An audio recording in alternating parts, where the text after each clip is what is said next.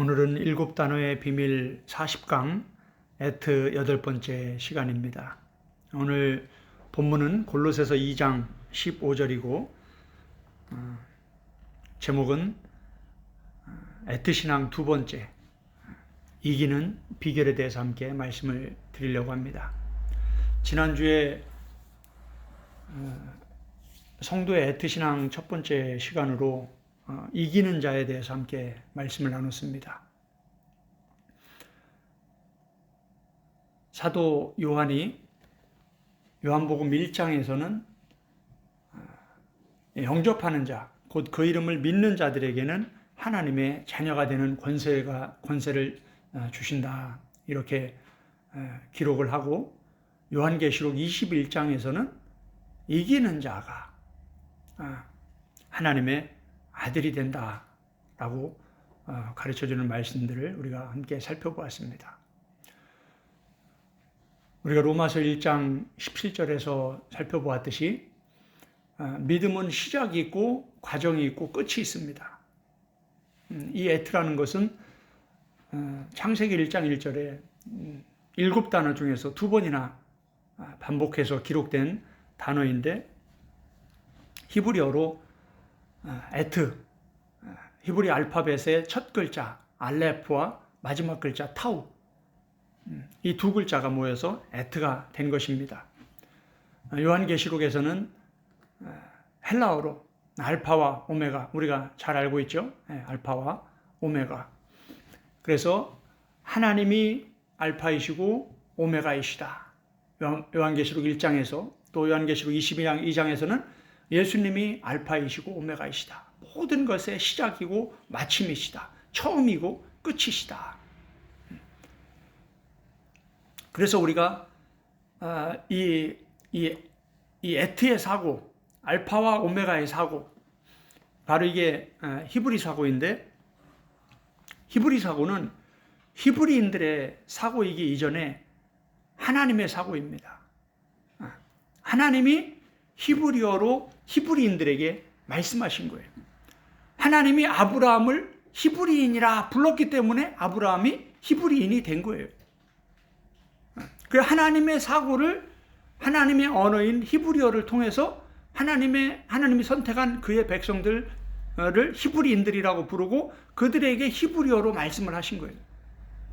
히브리 사고는 유대인들의 사고, 히브리인들의 사고, 이걸 넘어서 하나님의 사고인 것입니다. 하나님의 사고는 창세기 1장부터 요한계시록까지 에트와 알파 오메가로 설명을 하고 있는 것처럼 모든 것에 시작이 있고 과정이 있고 끝이 있는 것입니다. 바울이 로마서를 기록하면서 로마서 9장, 10장, 11장에서 이방인과 유대인을 향한 하나님의 그 구원의 큰 계획을 쭉 설명을 하고 나서 마지막에 깊도다 하나님의 지혜여 하면서 그 하나님의 그 오묘한 구원의 그 경륜에 대해서 감격을 하면서 하나님을 높여드리는 것을 봅니다. 그러면서 바울이 에크, 디아, 에이스, 모든 만물의 시작과 모든 만물의 이 과정과 그 모든 만물의 끝이 바로 예수 그리스도이시다. 만물이 주에게로부터 나와서 주로 말미암아서 주에게로 돌아간다. 할렐루야. 막 감동이 되지 않습니까? 이런 엄청난 말씀들을 바울이 전한 이 말씀들 하나하나, 사도 요한이 전한 말씀들 하나하나에 엄청난 진리가 들어있는 거예요. 모든 것은 시작이 있고 과정이 있고 끝이 있는 겁니다. 우리가 성경을 볼 때도 창세기부터 시작해서 요한계시록까지 성경 전체를 보는 눈을 가져야 되는 거예요. 그런데 이게 쉽지가 않죠. 많은 시간이 필요한 거예요. 그래서 성경은 시간이 많이 지났는데 너희가 마땅히 선생이 되어야 할 처지인데 아직도 어린아이 상태에 머물러 있다라는 것을 책망을 합니다. 그러면서 이 저세 말씀에서부터 단단한 말씀까지 쉽고 편하게 아무나 먹을 수 있는, 초신자들이 먹을 수 있는 이런 말씀에서부터 정말 먹기 어렵고 순종하기 어렵고 이해하기 어려운 그러한 어려운 말씀들까지, 이러한 단단한 말씀, 밥의 말씀까지 우리가 먹으면서 그리스도의 장성한 분량까지 자라가야 되는데, 이 영적 성장이 참 쉽지가 않습니다. 저도 세계 여러 나라를 다니면서 선교를 해서 선교를 하면서 참 경험해 보았지만, 바울이나 요한이나 이러한 영적 거장들, 정말 장성한 분량에 이른 그런 분들을 만나기가 쉽지가 않습니다. 저도 마찬가지였어요. 저도 어린아이 단계를 넘어서는 게 정말 쉽지가 않더라고요. 우리가 영적으로 성장하는 만큼 성경이 보입니다. 성경을 깊고 넓게 보는 만큼 영적으로 우리가 또 성장해 가는 겁니다. 오늘이 이 에트 마지막 강의가 될 것 같은데, 구원도 마찬가지입니다. 하나님이 성경을 기록한 목적 자체가 우리를 구원하시기 위해서 성경을 기록하셨는데, 구원도 시작이 있고 과정이 있고 끝이 있는 거예요. 지금 우리 몇 주 동안은 이 끝의 중요성에 관해서 우리가 살펴보았습니다. 마태복음 24장 13절에서도 예수님께서 마지막 때 이런 많은 환난과 고난과 핍박과 전쟁과 기근이 있을 것이다. 그런데 많은 거짓 선지자들이 나타나서 많은 사람들을 미혹할 것이다. 그때 많은 사람들이 실족하게 될 것이다. 그러면서 그러나 끝까지 견디는 자는 구원을 얻으리라. 아멘. 바울도 마찬가지, 히브리 기자도 마찬가지예요. 너희가 시작한 것을 끝까지 견고히 잡고 있으면 그리스도와 함께 참여한 자가 되리라. 요한계시록에서는 이기는 자가 하나님의 아들이 된다. 그러면서 일곱 교회를 향해서 너희가 이겨야 된다. 이기는 자에게는 이런 약속을, 이기는 자에게는 이런 약속을, 일곱 교회를마다 7번이나 반복하면서 너희가 이겨야 된다라고 강조를 하고 있는 것을 우리가 살펴보았습니다. 그러면 우리가 이 치열한 영적 싸움에서 어떻게 이길 수가 있는지, 이기는 방법을 우리가 알아야 됩니다. 이기는 비결을 알아야 돼요. 그리고 세상에서 말하는 이 이기는 것, 세상의 방법으로 이기는 것과 성경에서 말하는 이기는 방법, 예수님의 본을 보이신 그 이기는 방법은 전혀 다릅니다. 우리가 그리스도인으로서 예수님의 방법으로, 성경의 방법으로 이겨야 그게 이긴 거예요. 마지막 심판 때에서 심판주이신 하나님과 예수님이 우리를 이긴 자로, 하나님의 아들로 인정하실 때에는 하나님의 말씀대로, 예수님의 방법대로 이겼는지를 보고 이긴 자라고 우리에게 인정을 해주시는 거예요. 우리가 성경을 바르게, 깊이 있게, 명확하게 붙잡지 못하면 자연스럽게 우리도 뭐예요? 세상 사람들처럼 세상의 방법으로 우리가 이기려고 한다는 거예요. 그리고 그렇게 싸워서 이겨놓고 우리가 이겼다라고 착각할 수 있다는 거예요. 그러나 성경은 세상과 다른 가르침을 주고 있습니다. 예수님은 세상의 방법, 세상의 길과 다른 길을 가셨어요. 그래서 이걸 예수님은 좁은 길이다. 많은 사람은 넓은 길로 가지만 좁은 길은 찾는 자가 아주 적다라고 말씀을 하신 거예요. 우리가 예수님을 믿는다고 하면서 예수님이 가신 길을 따라가지 않으면 예수님을 믿는 게 아닌 거예요.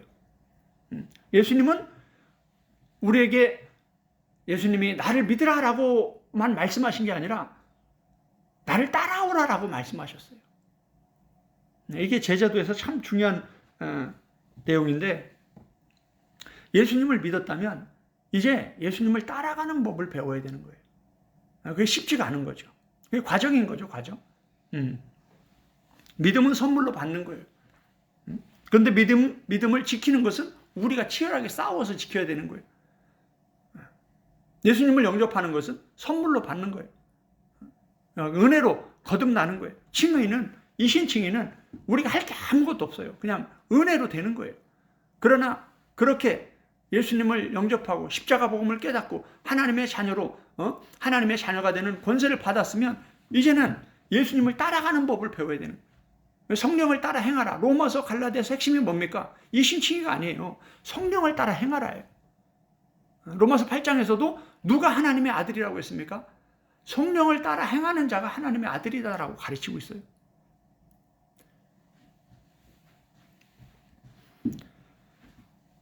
먼저 우리는 골로새서 2장 15절 말씀을 통해서 예수님께서 이기신 비결에 대해서 함께 살펴보고자 합니다.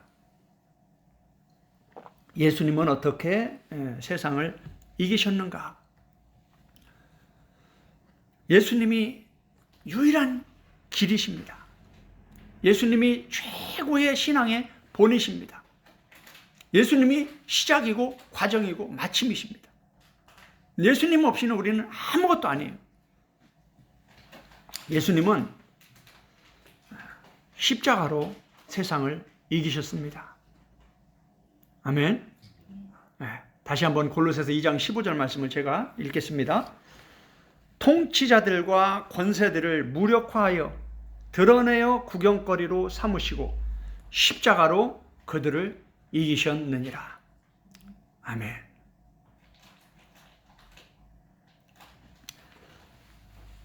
통치자들과 권세자들, 엑수시아죠. 우리가 작년에 이 엑수시아에 대해서 쭉 공부를 하면서 이 권세는 하나님과 예수님, 또 우리 믿는 자들만 권세를 가진 게 아니라 이 세상도 권세를 가지고 있다라고 우리가 살펴보았습니다. 오늘 본문에 나오는 이 통치자들과 권세자들, 이 통치자들과 권세자들은 바로 정치적인 엑수시아, 정치적인 권세를 잡은 자들, 또는 종교적인 엑수시아, 종교적인 권세를 잡은 자들을 말합니다.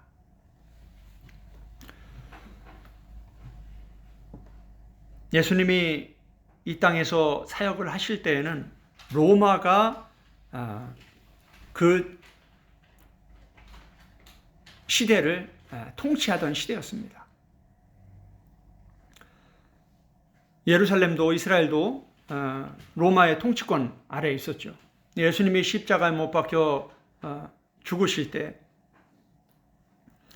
이 유대인들, 이 종교적 엑수시아를 가지고 있던 그 유대인들이 로마의 그 정치적 엑수시아를 가진 자들과 연합을 해서 예수님을 십자가에 못 박혀 죽인 겁니다. 그래서 우리가 사도신경으로 신앙을 고백할 때도 본디오 빌라도에게 고난을 받으사, 예수님은 사실 본디오 빌라도에게 고난을 받은 게 아니죠.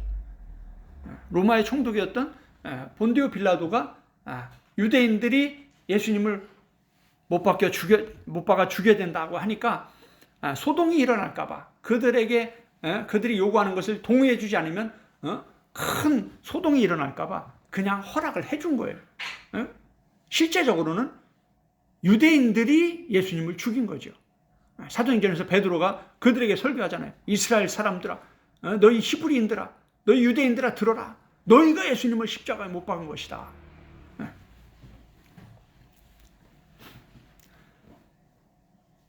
예수님이 십자가에서 죽으시고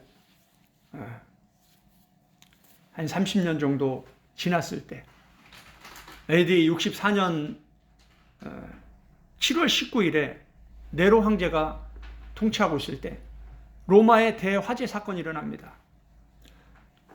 이 네로 황제는 기독교인들을 멸살하기 위해서 이 화재 사건이 기독교인들이 일으킨 것이다 라고 하면서 엄청난 핍박을 했습니다.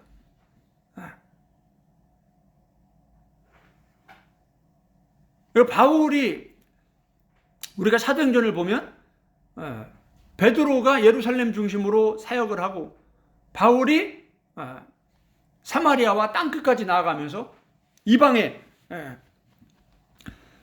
지역들을 다니면서 선교를 하면서 교회를 세워갑니다. 성령님께서 강력하게 역사하면서 막 교회들이 부흥을 하기 시작하고 베드로의 설교 한편에 유대인들, 그 강팍했던 유대인들이 막 3,000명씩 5,000명씩 회개하고 돌아옵니다. 바울이 이방인들을 향해서 복음을 전하는데 교회들이 막 세워집니다. 그런데 그 당시에 사도들이 그렇게 교회들을 세워갈 당시에 오늘 우리가 이렇게 핍박도 없이 편안하게 예배 드리는 이러한 상황이 아니었다라는 거예요. 그 당시에는 이 권세자들, 통치자들, 로마의 황제, 이 네로 황제가 차마 눈으로 뜨고 볼 수 없을 만큼 잔인하게 기독교를 핍박했다는 겁니다. 순교자들이 그냥 자연스럽게 그냥 순교자들이 나오는 거예요, 매일. 복음 때문에, 예수님 때문에 그냥 목이 잘려 죽고 화형당해 죽고 죽는 거예요. 뭐 죄를 져서 살인을 해서 사형을 당하는 게 아닙니다. 예수님 때문에, 복음 때문에 그렇게 순교를 당하는 거예요. 그리고 도미티아누스 황제도 마찬가지입니다. AD 81년에서 91년 이 오랜 기간 동안 엄청난 핍박을 합니다. 요한계시록이 기록될 당시가 바로 그 시대였어요. 그 시대. 그래서 요한이 7 교회들에게 편지를 하면서 드러내놓고 이런 상황들을 표현을 못하는 거예요. 왜냐하면 그만큼 기독교를 핍박하고 있었기 때문에 비밀리에 이 일반인들이 알아듣지 못하는 말로 다 바꿔가지고 이렇게 기록을 했기 때문에 요한계시록이 어려운 거예요. 그 요한계시록도 계속 요한이 반복하는 내용의 핵심이 뭐냐면 너희가 이 치열한 핍박 속에서 이 통치자들과 권세들이 교회를 죽이려고 복음을 죽이려고 이 빛을 어둠으로 덮으려고 이 세상이 이 생명을 이 빛을 덮으려고 하는 이 싸움에서 너희가 이겨야 된다. 이게 핵심이에요.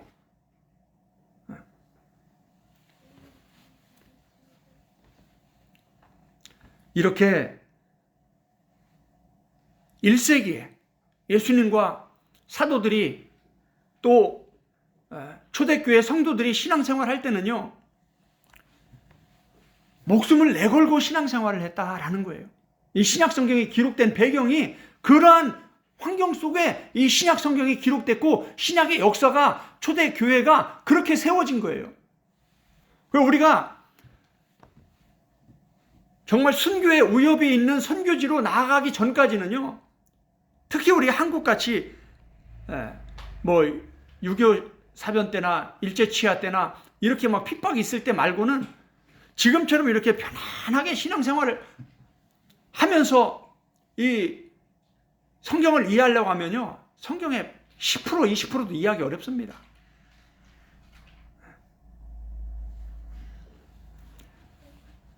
왜 단단한 말씀, 밥의 말씀을 아무나 먹을 수 있다라고 성경이 가르치지 않고 연단을 받은 자들이 이 단단한 말씀, 밥의 말씀을 먹을 수 있다고 말씀하는 이유가 바로 그런 겁니다.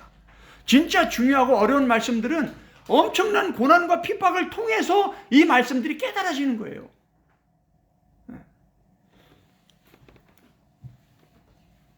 저도 30대의 그 젊음을 그 선교지 오지에서 하나님께 다 목숨까지 드린다고 헌신하면서, 선교사로 헌신하면서 정말 하나님께 드린 것은 너무나 작은데 하나님은 너무 엄청난 은혜를 주셨어요. 지금 이렇게 뒤를 돌아보면 제가 그 젊은 나이에 약 10년 정도를 선교사로 헌신하지 않았다면 너무 끔찍할 것 같아요. 그 우물 안에 개구리처럼 그냥 한국에서 신학하고 한국에서 목회하고 이게 전부인 줄 알고 그러고 있었을 것 같아요. 선교지에 가서 이 한국에서 전혀 경험할 수 없는 엄청난 영의 세계들을 그 선교지에서 경험하게 하시는 거예요. 엄청난 고난과 핍박들 속에서 점점 단단한 말씀들이 하나하나씩 깨달아지면서 이렇게 놀라운 말씀들이 성경에 기록되어 있었는데 왜 지금까지 이런 말씀들을 깨닫지 못했을까?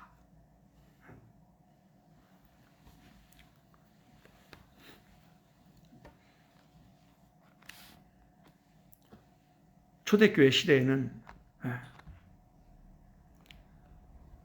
사역자들만 순교당한 게 아니라 일반 성도들도, 심지어 어린아이들도 순교를 당했습니다. 1세기 신약성경에서 1세기에 이 말하는 복음은 순교를 각오한 믿음을 요구하고 있는 거예요. 믿음에서 믿음까지, 믿음의 시작에서부터 믿음의 끝까지, 그 믿음의 끝은 순교의 신앙입니다. 그래서 요한계시록 20장에서도 순교한 자들에게 하나님이 얼마나 엄청난 보상을 해주시는지 약속을 하고 있어요. 첫째 부활에 참여하는 자들은 순교자들밖에 없습니다. 참 놀라운 말씀이에요.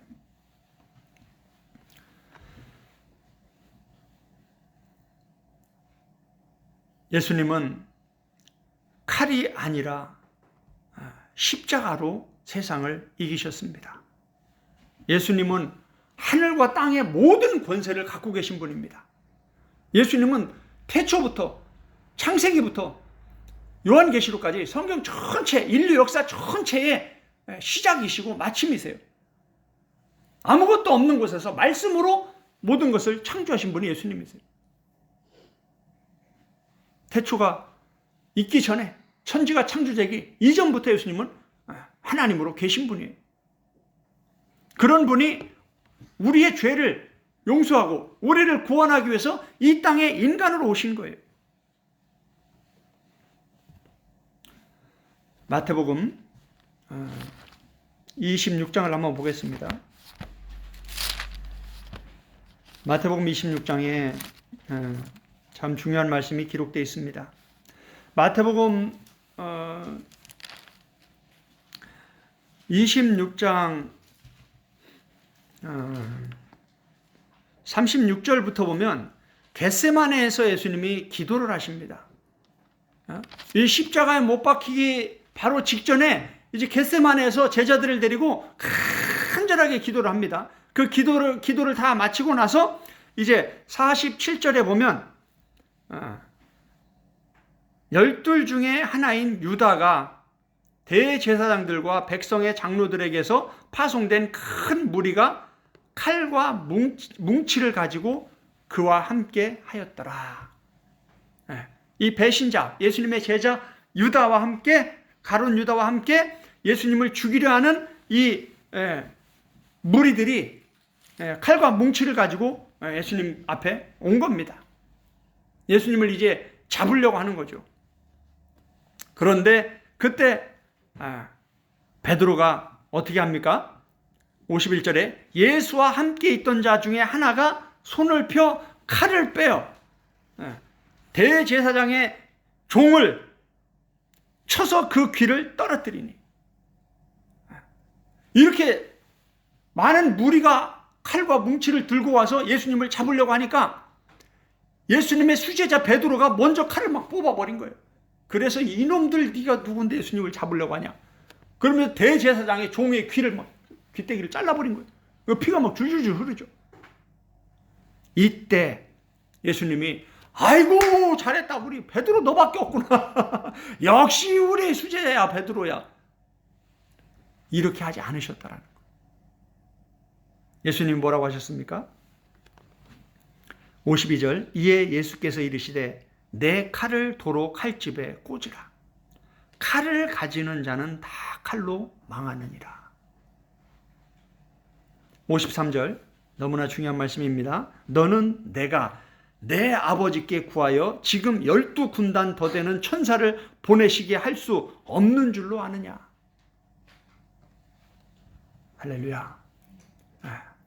하나님, 예수님이 누구의 아들이에요? 하나님의 아들이죠. 예수님이 아버지한테, 아버지가 하나님이신데 말 한마디 하시면 그냥 순식간에 이 사람들을 쓸어버릴 수 있잖아요. 구약시대 하나님이 아예 땅을 열어서 그냥 덮어버렸잖아요. 홍해바다를 갈라서 그냥 물로 덮어버렸잖아요. 순식간에 수장시킬 수 있고 순식간에 땅을 열어 덮어버릴 수 있는 분이 하나님이에요. 예수님이 그렇게 할 수 있다라는 거예요. 54절, 내가 만일 그렇게 하면, 내가 만일 나를 잡으러 온 저들을 그렇게 죽여버리면 이런 일이 있으리라 한 성경이 어떻게 이루어지겠느냐 하시더라. 아멘. 예수님은 세상의 방법으로 세상과 싸우지 않으셨습니다. 이게 참 중요한 거예요. 이게 참 어려운 거예요. 목회도, 선교도, 성도들의 삶도 마찬가지입니다.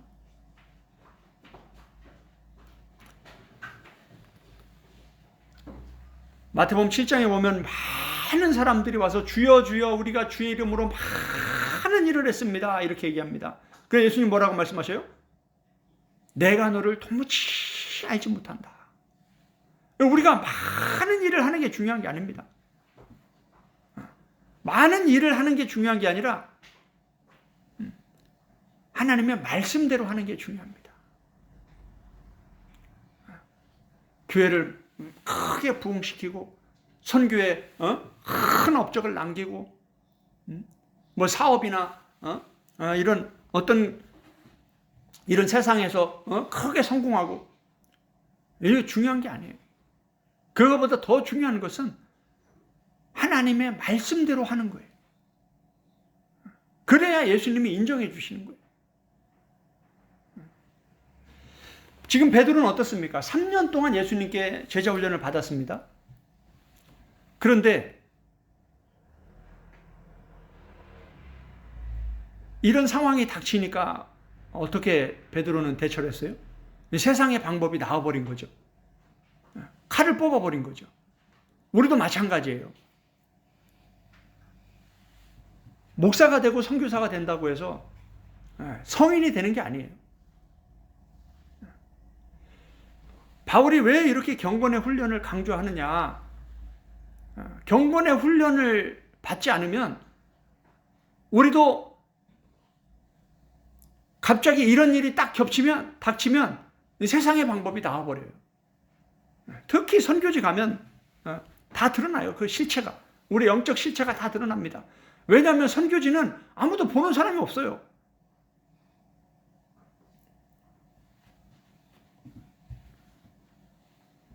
저도 인도에 선교사로 있을 때 우리 지역에 선교사들이 뭐 10몇 명밖에 없었어요. 그런데 그 중에는 현지인들을 막 주먹으로 때리고 막 이런 선교사도 있었어요. 참 너무나 큰 충격이죠. 세상의 방법으로 하면 쉬워요. 빨리 되고 일이.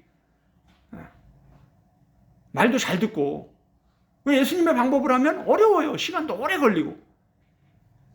그러니까 뭡니까? 세상의 방법으로 하는 거예요.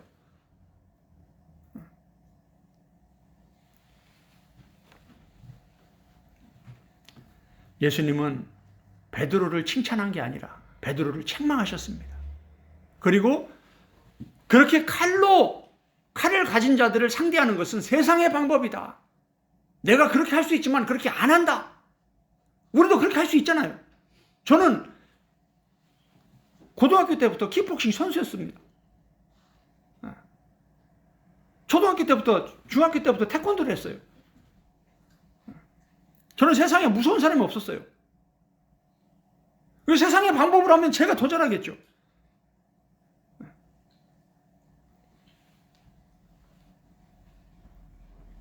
그런데 그렇게 하면 아무런 의미가 없는 거예요. 예수님의 방법대로 하려고 하니까 어려운 거예요. 그게 좁은 길이에요. 그래서 찾는 자가 적은 거예요. 예수님은 성경의 성취, 아버지의 뜻을 이루는 것, 성경에 기록된 말씀을 이루는 것, 하나님의 말씀이 곧 하나님의 뜻이죠. 하나님의 뜻을 말씀에 다 기록해 놓으셨기 때문에. 그래서 예수님은 성경을 이루기 위해서, 하나님의 뜻을 이루기 위해서 세상의 방법으로 세상과 싸우지 않고, 권세자들과 통치자들과 싸우지 않고 십자가로 세상을 이기셨다라고 성경은 가르쳐주고 있습니다. 할렐루야. 네.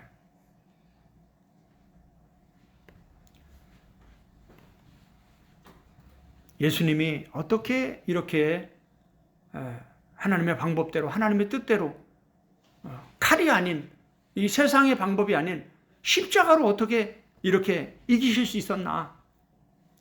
그 방법은 세 가지가 있습니다. 이게 오늘 설교의 핵심이라고 생각을 합니다.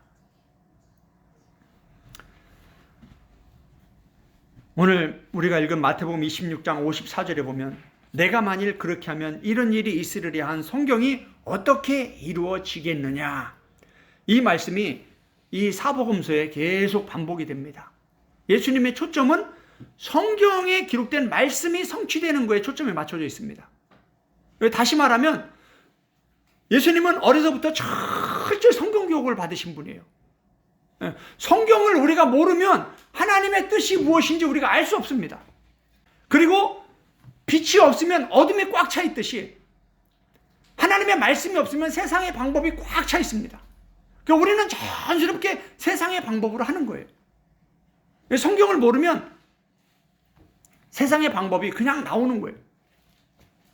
성령님이 하시는 사역이 무엇입니까? 성경을 가르치고 성경을 생각나게 하시고, 그래서 성경을 따라가게, 진리를 따라가게, 진리의 영, 말씀의 영, 말씀의 영이신 성령님께서 성경을 따라가도록, 말씀을 따라가도록 인도해 주시는 거예요. 그 말씀을 공부하고 듣고 배우고 읽어야 그 말씀을 생각나게 해주시는 거예요. 그래서 성경은 계속 읽어야 되는 거예요. 성경은 계속 들어야 되는 거예요. 설교를 들어야 되는 거예요. 그 들은 말씀이 생각이 나는 거예요. 그러니까 김밥 재료도 없이 김밥 만든다고 그러면 못 만드는 것처럼 성경을 읽지도 않고 듣지도 않고 공부하지도 않는데 어떻게 성경의 말씀을 성령님께서 생각나게 하시냐 이거예요. 성령 충만 하는데 많은 사람들이 성령이 어떤 이런 능력의 어떤 에너지로 생각을 하는 거 아니에요. 성령님은 인격적인 분이시에요. 성령님은 하나님이세요. 우리를 가르쳐 주시고 생각나게 해주시고 그 말씀에 순종하며 따라갈 수 있도록 인도해 주시는 분이에요. 그게 성령 충만이에요. 예수님은 철저히 말씀의 교육과 훈련을 받으셨다. 이게 첫 번째예요. 두 번째는 뭐냐면 예수님은 철저히 그 말씀에 순종하기 위해서 기도로 준비하셨다. 마태복음 26장 그 앞에 제가 말씀을 드렸죠. 39절 보면 조금 나아가 얼굴을 땅에 대시고 엎드려 기도하여 이르시되 내 아버지여 만일 할만하시거든 이 잔을 내게서 지나가게 하옵소서. 내가 십자가를 좀 안 줬으면 좋겠습니다. 십자가에 그 모진 채찍을 맞고 살과 피를 다 내어주면서 내 생명까지 내어줘야 되는 그 고통이 너무 클 것 같습니다. 아버지 이 잔을 좀 내게서 지나가게 해주세요. 할 수만 있다면 지나가게 해주세요. 그런데 내 원대로 마시고 아버지의 원대로 하옵소서. 내 육신의 생각으로는 십자가를 안 졌으면 좋겠는 거예요. 이 십자가의 방법이 싫은 거예요. 이 십자가의 고난이 싫은 거예요. 그런데 아버지의 뜻이면 내가 순종하겠습니다. 이런 기도예요. 그러니까 기도는 내가 필요한 것만 막 달라고 기도하는 게 아니라 성경 공부를 통해서 하나님의 뜻을 깨닫고 하나님, 내가 원하는 건 이거지만 하나님의 뜻이, 하나님의 말씀이 이거면 내가 그 말씀에 순종하겠습니다. 순종할 수 있는 힘을 주시고, 순종할 수 있는 에너지를 주시고, 순종할 수 있는 열심을 주시고, 그걸 인내로 결실할 수 있는 힘을 주세요. 이게 성숙한 기도라는 거죠. 예수님의 기도가 바로 그런 기도였던 거예요. 이렇게 예수님은 뭐예요? 철저히 기도로 준비를 하셨다라는 거예요. 말씀을 이루기 위해서, 말씀에 순종하기 위해서 기도로 철저히 준비했다. 이게 예수님의 승리의 비결이에요. 말씀과 기도. 이 말씀과 기도는 아무리 강조해도 지나치지 않습니다. 그런데 어떻습니까? 마태복음 26장에 보면 예수님이 혼자 가서 기도한 게 아니라 제자들을 같이 데리고 와서 기도했죠. 그래서 제자들은 어떻게 기도했습니까? 졸았습니까? 기도할 시간에 기도하지 않고 졸은 거예요. 제자들은 준비가 안 된 거예요. 말씀도 준비가 안 되고 기도도 준비가 안 된 거예요. 그러니까 그렇게 유다가 많은 무리들을 칼로 무장을 하고 왔을 때 베드로가 그 실체를 보여준 거예요. 예수님의 제자들의 실체를 보여준 거예요. 칼을 뽑아가지고 막 귀때기를 잘라버리고 이러니까. 예수님의 수제자인데 3년 동안 이제 예수님이 십자가 못 박혀 죽으시고 이제 부활 승천하셔야 되는데 사역을 다 마칠 때쯤인데도 아직도 전혀 말씀과 기도가 준비가 안 된 거예요. 이게 우리의 모습일 수 있다는 거죠. 우리도 그렇잖아요. 참 베드로가 감사한 게 실수를 많이 하고 부족한 게 많았던 그 베드로가 우리 모습이라는 거예요. 참 위로가 되고 힘이 되죠. 그런데도 그런 베드로도 나중에 어떻게 했습니까? 십자가에 거꾸로 달려서 순교했다라는 거예요. 우리도 거기까지 가야 되는 거죠. 예수님이 십자가로 세상을 이기신 비결 세 번째는 말씀과 기도, 마지막 세 번째는 철저한 순종이었다라는 거예요. 바울은 이것을 이렇게 가르쳐주고 있습니다. 빌립보서 2장 8절에 보면 사람의 모양으로 나타나사 자기를 낮추시고 우리는 어떻습니까? 자꾸 나를 높이고 우리를 높이려고 해요. 예수님은 뭐예요? 계속 낮아지시는 거예요. 그러면서 어디까지 낮아지셨냐? 죽기까지 복종하셨으니 곧 십자가에 죽으심이라. 아멘. 예수님이 어떻게 하셨다고요? 죽기까지 복종하셨다. 그 죽을 때까지 하나님의 뜻, 말씀을 이루기 위해서, 우리를 구원하기 위해서 그 모진 고통을 다 참으셨다. 죽음이 끊어질 때까지 살과 피, 물방울, 핏방울 다 흘려주시고 그 죽기까지 하나님의 뜻, 우리를 구원하기 위한 그 사랑으로 복종하셨다. 이게 뭐예요? 순종입니다. 말씀과 기도와 순종. 이 세 가지가 예수님이 십자가로 세상을 이기신 방법이에요. 우리도 세상을 이기려면 다른 거 없습니다. 철저히 성경을 공부하지 않으면요. 그리고 예수님이 직접 제자들을 3년 동안 우리처럼 주일날 잠깐 나와서 예배드리고 성경 공부 조금 하고 이렇게 예수님이 제자들을 훈련한 게 아니잖아요. 제자들은 모든 걸 다 버리고 예수님하고 같이 먹고 자면서 합숙이 중요한 게 그거에 집중할 수 있다는 거예요. 합숙이 좋은 게 뭐냐면 우리가 공동체를 하려고 하는 게 뭐예요? 같이 먹고 살아야 되는 거예요. 같이 살아봐야 진짜 실체가 다 드러나지. 잠깐 예배 와서 예쁘게 차려입고 예배 와서 예배 시간에 1시간 2시간 예배하고 공부하고 헌신하고 봉사 조금 하고 청소 좀 하고 밥 조금 하고 설거지하고 가면 실체가 드러나냐고요. 같이 살아야 실체가 드러나는 거예요. 그렇게 예수님이 밤낮으로 같이 먹고 자고 하면서 교육하고 훈련했는데도 제자들이 아직도 세상의 방법으로 살아가고 있는 것을 우리가 보잖아요. 우리도 마찬가지예요. 제가 신학교 다닐 때 일주일에 예배를 20번 이상 드렸습니다. 계산을 해보면 주일날 예배 한 번 드리는 사람이 10년 신앙생활 할 건 저는 1년에 한 거예요. 집중해서 할 때 효과가 큽니다. 그런데 제자들도 예수님이 직접 그렇게 제자 훈련을 했는데도 불구하고 십자가로 세상을 이기는 게 쉽지가 않다라는 걸 우리가 보게 되는 거예요. 우리도 어떻습니까? 이게 쉽지가 않죠. 그래서 교육이 필요하고 훈련이 필요한 거예요.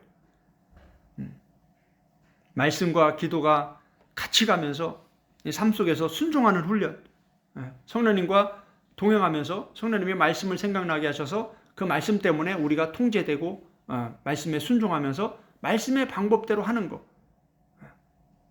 이게 성령과 동행하는 거예요. 그게 성령을 따라가는, 예수님을 따라가는 거예요. 우리가 싸울 대상은 세상입니다. 사도 요한은 요한 1서에서 이 온 세상이 악한 자에게 속하였다, 이렇게 가르쳐주고 있습니다. 사도 요한은 요한복음에서 이 마귀가 이 땅의 임금이다, 이렇게 가르쳐주고 있습니다. 이 세상은, 이 땅은 온통 마귀에게, 악한 자에게, 어둠에 이렇게 속해 있는 것입니다. 이 어둠은, 이 세상은 복음이 싫은 거예요. 빛이 싫은 거예요. 예수님이 싫은 거예요. 교회가 싫은 거예요. 그리스도인들이 싫은 거예요. 그래서 죽이려고 하는 거예요. 네로도 그랬고 도미티아노스도 그랬고 지금도 마찬가지입니다. 이 세상은 끊임없이 교회를 죽이려고 하는 거예요. 빛과 어둠의 싸움인 겁니다. 두 엘로힘의 싸움이에요. 두 주인의 싸움이에요. 예수님은 하늘의 임금이시고 마귀는 땅의 임금이에요. 그 하늘의 임금이 이 땅에 내려오니까 땅의 임금이 그 하늘의 임금을 죽이는 거예요. 요한복음 16장에 보면 예수님 뭐라고 했습니까? 이 세상이 너희들을 죽일 것이다. 그것은 그들이 하나님과 나를 알지 못하기 때문이다, 이렇게 가르쳐주고 있습니다.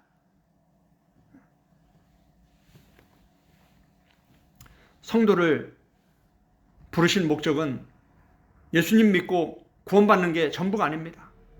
예수님의 발자취를 따라가야 된다라고 베드로는 가르쳤습니다.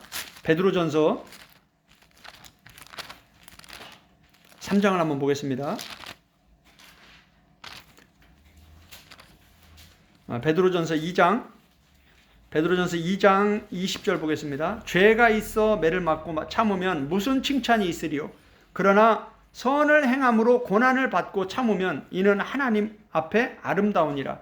21절, 이를 위하여 너희가 부르심을 받았으니. 우리의 부르심의 목적이 뭐라고 그랬어요? 하나님 우리를 부르신 목적이 뭐라고요? 선을 행함으로 참아서 고난을 받는 거. 그리스도도 너희를 위하여 고난을 받으사 너희에게 본을 끼쳐 그 자취를 따라오게 하려 하셨느니라. 아멘. 예수님께서 고난받은 목적이 뭐예요? 우리에게 본을 보이기 위해서. 예수님이 십자가에 죽으신 목적이 뭐예요? 우리에게 본을 보이시기 위해서. 예수님이 왜 죽기까지 복종하셨나요? 우리에게 본을 보이기 위해서.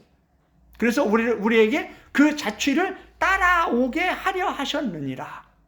이게 성도를, 그리스도인을 부르신 목적이에요. 교회, 에클레시아, 불러내다잖아요. 불러낸 거죠. 불러내다. 애굽에서 광야로 불러내다.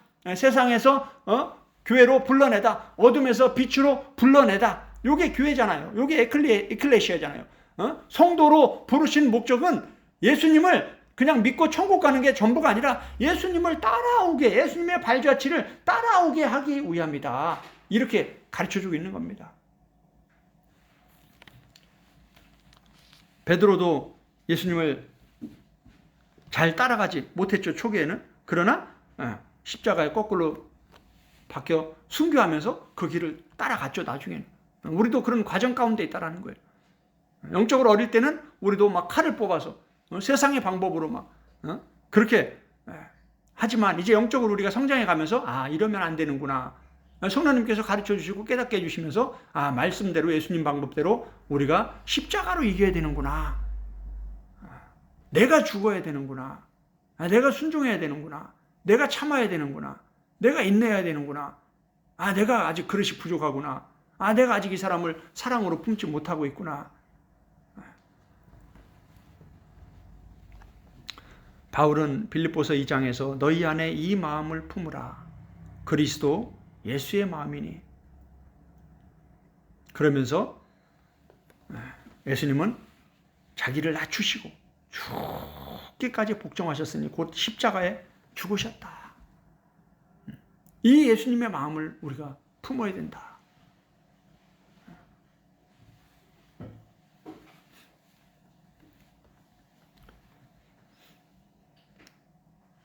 사도 요한은 요한 1서에서 우리가 세상을 이기는 승리는 우리의 믿음이다라고 가르쳐주고 있습니다.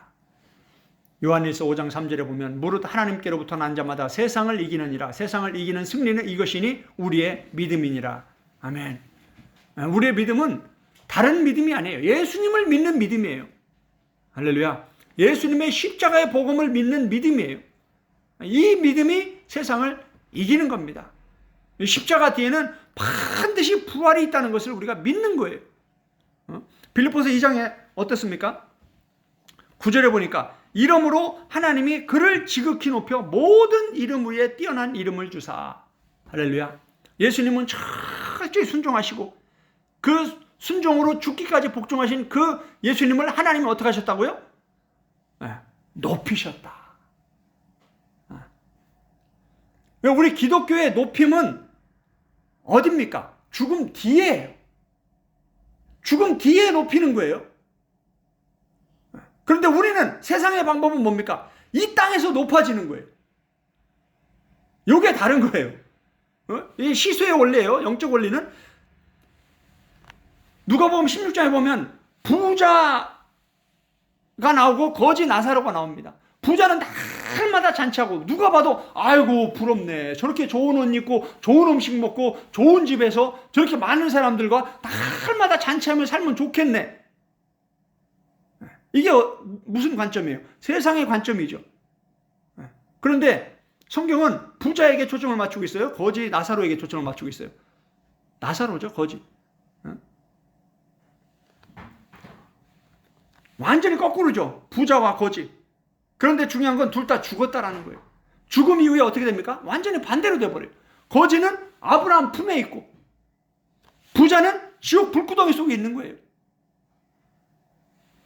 이 믿음이 뭡니까? 보이지 않는 것을 믿는 게 믿음이에요. 히브리서 11장에서 믿음을 설명하면서 뭐라고 얘기합니까? 지금 보이는 게 믿음이 아니라 보이지 않는 미래의 그 부활의 소망, 천국의 소망을 믿는 게 이게 믿음이다라는 거예요. 예수님이 십자가에 죽으신 이유는 우리에게 천국을 주기 위해서, 구원을 주기 위해서 십자가에서 죽으신 거예요. 하나님이 예수님을 높이신 것은 이 땅에서 높인 게 아니에요. 이 땅에서는 예수님이 계속 낮아지셨잖아요. 정말 병들고 가난하고 이런 사람들만 찾아다닌 거예요. 예수님은 죄인들, 사람들이 상종도 안 하는 그러한 죄인들. 왜 복음이 가난한 자들에게 전파된다고 말합니까? 왜 선진국들이 이렇게 잘 살면 잘 살수록 왜 이렇게 신앙이 맹맹해지고 교회를 떠나는 사람들이 많고 왜 이렇습니까? 배가 부르면요 하나님이 필요 없는 거예요.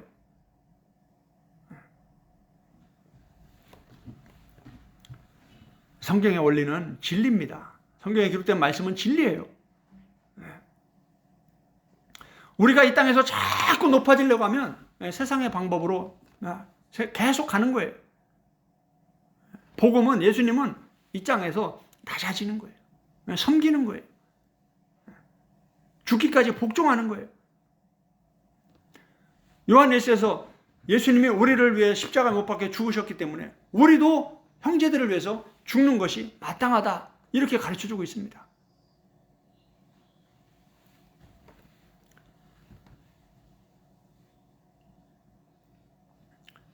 하나님은 예수님이 죽기까지 복종하시고 십자가에 죽으셨을 때 하나님이 예수님을 지극히 높여서 모든 이름 위에 뛰어난 이름을 주시고 하늘에 있는 자들과 땅에 있는 자들과 땅 아래 있는 모든 자들이 그분 앞에, 예수님 앞에 무릎을 꿇게 하셨습니다.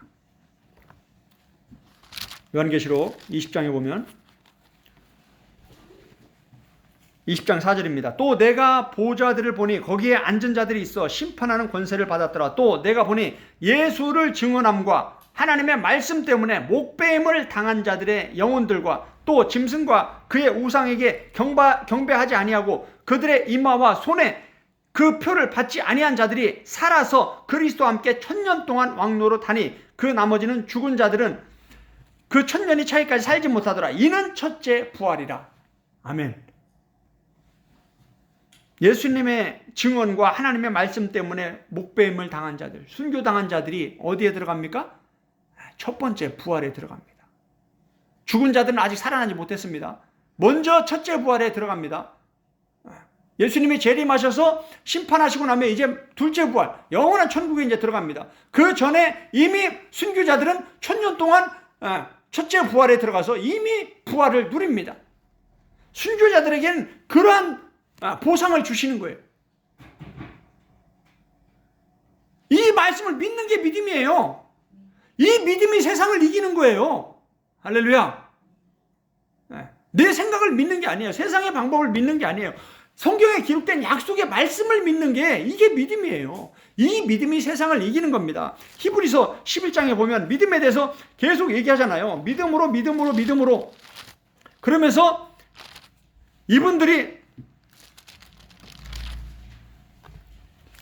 35절 보면 여자들은 자기의 죽은 자들을 부활로 받아들이기도 하며 또 어떤 이들은 더 좋은 부활을 얻고자 하여 심한 고문을 받되 구차히 풀려나기를 원치 아니하였으며 또 어떤 이들은 조롱과 채찍질뿐 아니라 결박과 옥에 갇히는 시련도 받았으며 이게 네로 황제 때, 도미티아누스 황제 때 실제로 이런 일들이 계속 있었던 거예요. 돌로 치는 것과 톱으로 켜는 것과 시험과 칼로 죽임을 당하고 양과 염소의 가죽을 입고 유리하여 궁핍과 환난과 학대를 받았으니 이런 사람은 세상에 감당하지 못하느니라. 할렐루야. 이게 믿음이에요. 이렇게 믿음으로 세상을 이기는 게 십자가의 복음이에요. 예수님이 십자가로 세상을 이기신 거예요. 그 발자취를 따라가는 거예요. 그런데 이런 사람들이 많다 적다? 적다라는 거죠. 우리가 뭐 이렇게 뭐 목사가 되고 선교사가 되고 신학 박사가 되고 장로가 되고 권사가 됐다고 해서 믿음이 좋다고 생각하면 큰 착각이에요. 믿음은 우리 직분하고요 별로 차이가 없어요. 직분이 있다고 해서 믿음이 있는 게 아니에요. 어려움이 닥쳤을 때 그때 믿음의 실체가 드러나는 겁니다. 목회자들도 마찬가지예요. 일본 군인들이 총칼 들이밀면서 예수님 부인하고 신사참배 하니까 어떻습니까? 믿음이 그때 드러나는 거예요. 나는 예수님을 부인할 수 없습니다. 예수님이 나를 부인하는 자는 나도 그를 부인할 것이요 나를 시인하는 자는 나도 그를 시인할 것이라 이렇게 말씀하셨는데 내가 어떻게 예수님을 부인합니까? 나를 죽이세요. 이렇게 순교당한 목사님들은 정말 소수예요. 나머지는 다 알겠습니다. 그렇게 하겠습니다. 그렇게 결정한 거예요. 우리도 아직 평안할 때 이렇게 마음껏 모여서 성경 공부하고 기도하고 순종의 훈련을 받을 수 있을 때 영의 시간을 보내야 되는 겁니다. 지금 아직 기회 있을 때 그렇게 십자가로 세상을 이기신 그 예수님의 방법을 우리도 배워야 되는 겁니다. 그리고 우리의 삶에서 크고 작은 상황들 속에서 그런 것들을 실천하기 위해서 성령님을 따라 행해야 되는 거예요. 순종해야 되는 거예요. 이게 어렵죠. 그래서 반복적인 훈련이 필요한 겁니다. 결론을 말씀드리겠습니다. 예수님은 칼이 아닌 십자가로 세상을 이기셨습니다.